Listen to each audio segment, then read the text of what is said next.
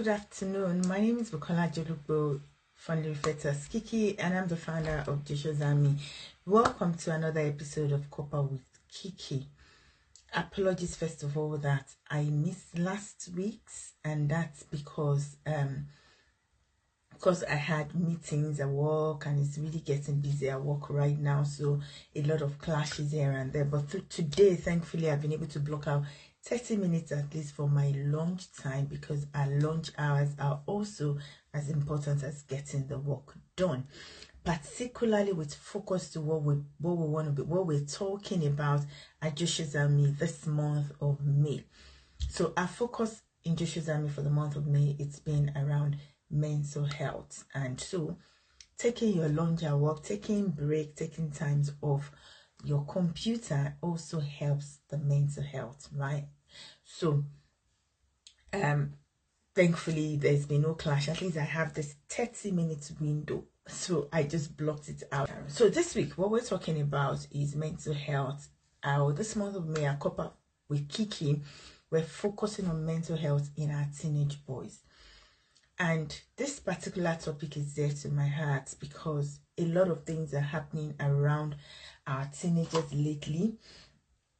In this era of social media, a lot of things are bound to happen, and a lot of things are happening that is affecting the mental health of everybody. So not just our teenagers, but women, men, you know, the feel of inadequacy, then the anxiety of not being good enough, the anxiety of wanting to meet up. And then this season is the season of exams for our children as well. Oh God, I remember when my children were sitting these exams.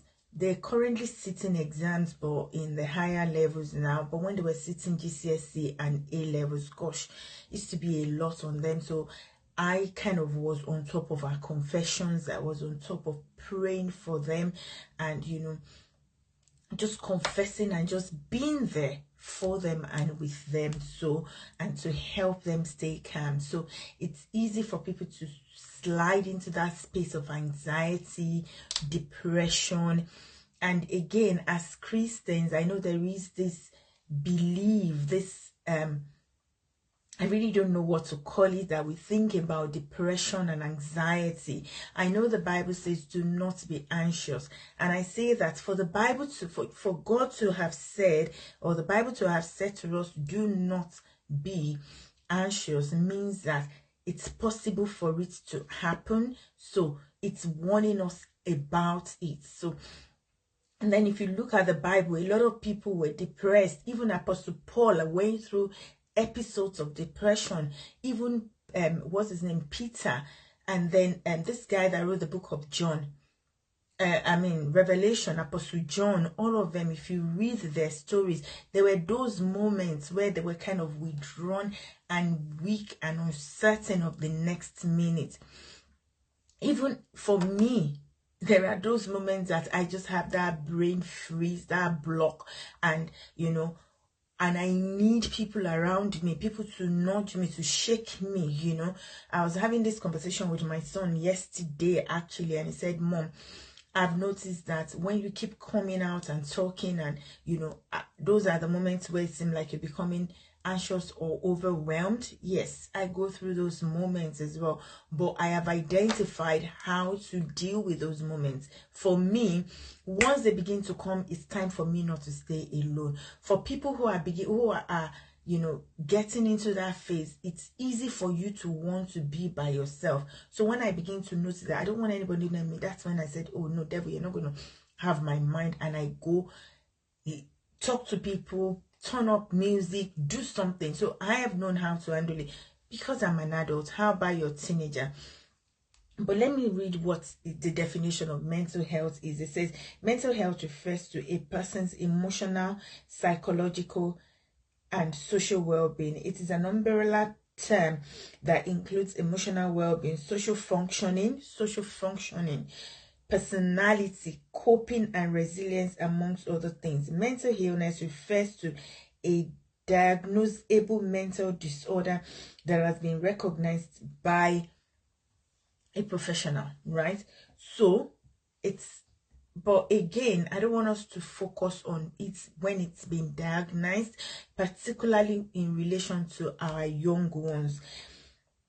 As parents, you're probably concerned. There was a time I was concerned about my children's mental health. In fact, there was a time that, you know, my younger son, even my older son, they would come and say, Mom, I'm just so worried. I'm so anxious about this. And at times like that, it's not enough for us to say, oh, the Bible says be anxious for nothing, but in everything in prayer. Hey, Mama, Papa, it's not time for that when they come to you to say that. So again, but the truth, the fact is, there are many others out there like you and I who probably are worried or conscious about our children's mental health. But the fact is, the truth is, you're not alone. God's got you, and God is got that son. So I want us to look at it from the perspective of what can I do to support this son, and what does it mean to this child. Now, there are times that they feel they can do it by themselves. There are times that they want to do it by themselves. There are times that it's just, they just feel, oh, it's okay for me to be able to do this by myself. And from experience, I've realized that when you push, you're pushing them deeper into it. You're pushing them away from you. You're pushing them into that place. You're pushing them hard to the wall. So instead of pushing, what should you do? I am learning as well. Go back on your knees. The place of prayer. If you are a Christian and you can pray in the spirit, oh gosh, it does tremendously, amazingly, miraculously, exponentially, whateverly, you know. But what I'm saying is, praying in the spirit, just the miraculous. So instead of, you can just, I've learned now to just retreat and pray in the spirit, because the truth of the matter is, the mental state, the mind is not where we can easily reach, but the Spirit of God can reach every part of our children, every aspect of their lives, irrespective of where they are. So praying in the spirit helps a lot. The teenage years, it's a great, the teenage years are years of great transitions. Our children are transitioning physically and emotionally. Their bodies are maturing, their minds are running, you know, and a lot of things are happening. And these years that they're having important exams to write, you know, that a lot of them believe their future depends on.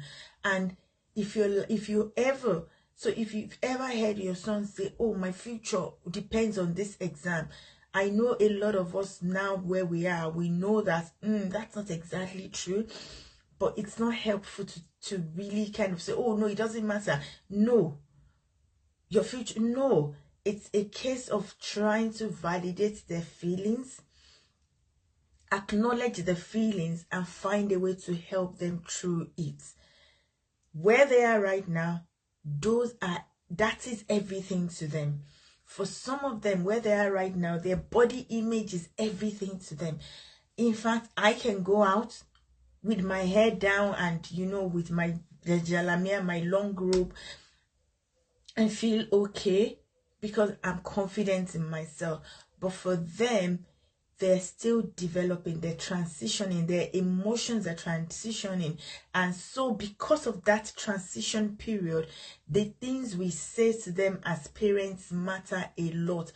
There was a time I said to my son, I was asking one of my sons, I said, how come the positive things that you hear do not stick, but the negative stick? Can you explain it? Let's talk about it.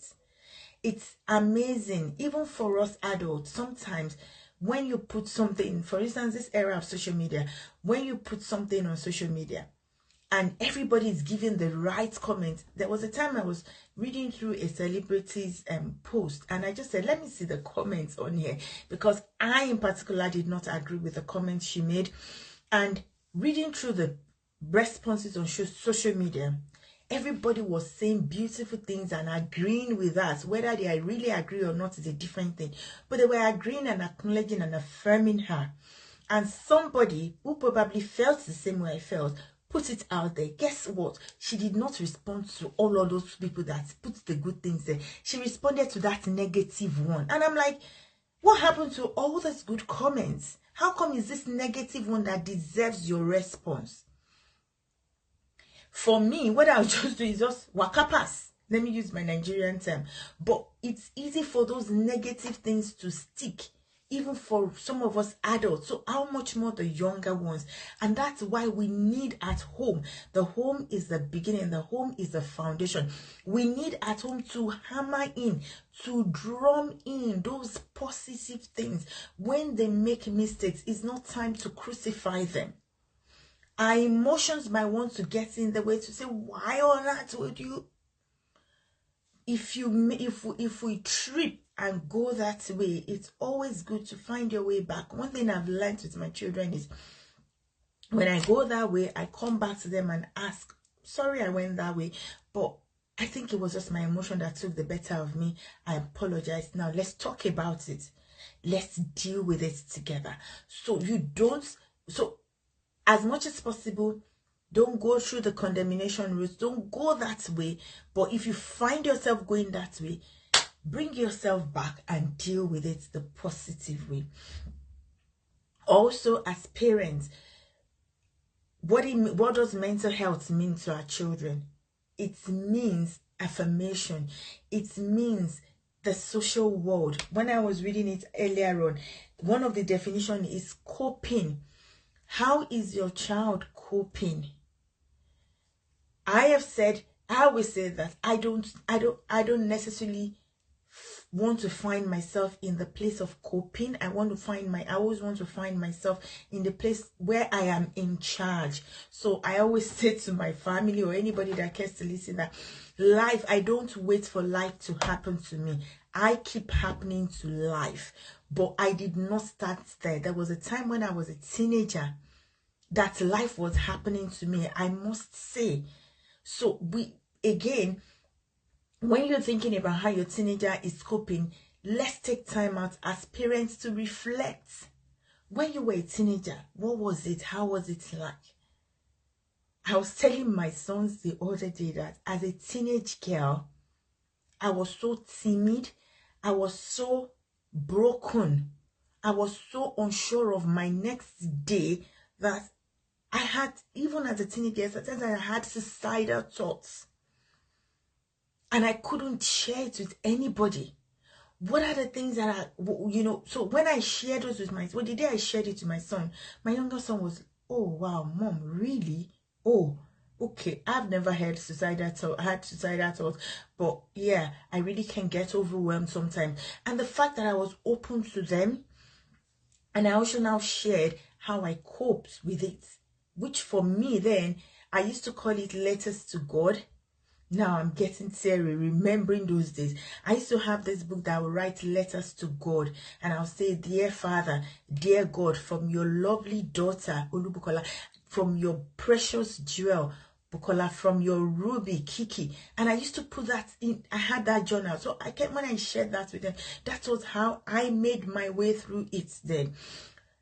What are the coping mechanisms that you're sharing with them so that they can begin to grow in the process of not waiting for life to happen to them, for them to happen to life? Now I happen to life. Hey, man, bring it on. I know what to do. But it's a journey. It's a process. I just said how I struggled as a teenage girl. And in fairness, another thing that we parents make, I have made that mistake as well. I find myself there as well sometimes, is we want to blame ourselves for that thing that our child is going through. Sometimes it's you, sometimes it's not you. And even if it is you, hey mama, hey daddy, blame, guilt is a trick, is a lie of the devil. It's so that it keeps you there and you're not able to help that child. So come out of the place of guilt, of the place of blame, and pick up, what do I do with this child? And like I said earlier on, where it seems like it's all blurry, you don't know what to do, pray in the spirit. Get your praying gear on. Put your knees. Oh gosh, it's tremendous power there. And speak to people. Ask for help. I even though I'm a parenting coach, I have people I go to as well to say, hey, this is what is happening. This is what is happening with this child. What do I do? And they kind of help me. They give me. Bible says there's wisdom in multitude of counsel. Right counsel. Right? Good. Also, resilience. A lot of our teenagers are not resilient these days. And this could be because we tend to jump in a lot as parents and we become the problem solvers for them. A good example, I went on holiday with some family friends in December, and there was this little girl who would want to jump into the pool. She would go around the pool, but as soon as we see her going towards the pool, like, come back. I can't remember what's this girl's name, Ariel, or let's go for Ariel. Ariel, come back, and Ariel will come back, and Ariel will want to go back there again. And as we were doing that, some of us were doing that, one of us again now said, leave her. You push, come back, don't go there, don't go there. Is instilling fear in them, and we're not giving them the wings to be able to solve problems. And as soon as she said it, you don't know, like, okay, that's true. We think we're protecting them, but are we shielding them from being able to think outside of the box? What's the worst that can happen if she jumps into the pool? We were all sitting around there. It's the worst is she would want to struggle, and so one of us can go there and save her. But instead of screaming, come back, don't go there, why not one of us get into a swimsuit, carry her, and put her into the pool, stay there with her? Funny enough, the person that told us this at the holiday just joined this recording. So why not carry her and go into the pool with her instead of scaring her with that pool? That tomorrow she won't be able to swim because of the don't go there, leave that pool area. That all of us were screaming, and I learned that day to say. So even though sometimes when my boys come to me with things, I kind of would discuss it and say, okay, what would you do? What should we do? These days, once they come with anything, my first question is, what do you think we can do? What would you want to do in this situation? I do that a bit before, and then we discuss it. These days is asking them first to come up with a solution, allowing them to come up with a problem, building problem solving skills in them. I will never forget that holiday and that little girl by the poolside, building resilience in our in our children, so that they can solve problems. And then personality. Do you know your child's personality? Do you understand your child's personality? Personality goes a long way in us, when it comes to our children's mental health these days. If you have a child who is a thinker, who always wants to be by themselves, do you go to say, oh, that child always wants to think by themselves, and then you leave them to themselves all the time? Or you have those moments where you have conversations with them? How do you help manage your child's personality?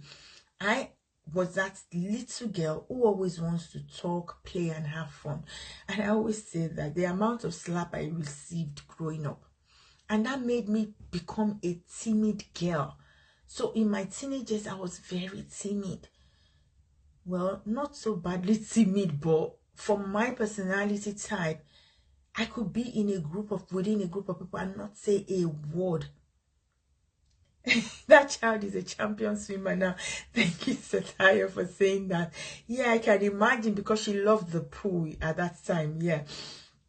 But I could be in the room and not say a word, and I'd love to talk. And when I tell people that, people find it difficult to believe. It's brought something good in me now, but it wasn't really nice for me as a teenage girl. So your child's personality. Do you know your child's personality? Is your child the outgoing type? And you keep saying, stop it, come here.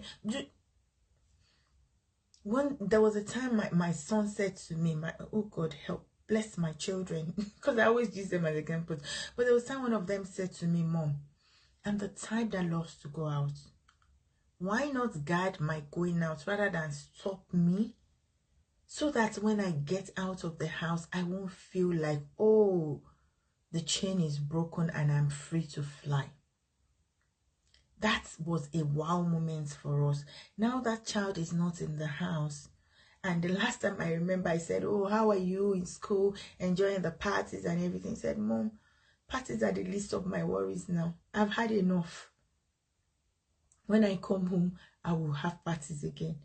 And when we went on this holiday, I just mentioned earlier on, oh God, that child had a swell time partying at the holiday, just having fun. And then I said, this is fun. You will finish all the fun in the world. He said, Mom, because when I go back, it's book. Because we were able to guard and guide them. I mean, we're able to guide them. They understand how to regulate themselves, so they're not feeling left out. Because at that time, I was afraid that, oh, this boy, you know, having this fear of missing out.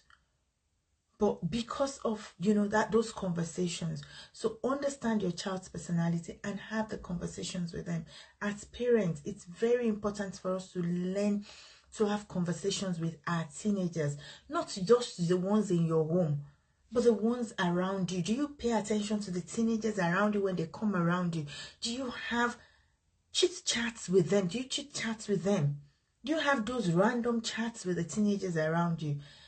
Hey, these guys they need us. It seems like they don't want to talk to us, but trust me, the ones I speak to, they need us. They feel valued, they feel seen, they feel heard when we have conversations with them.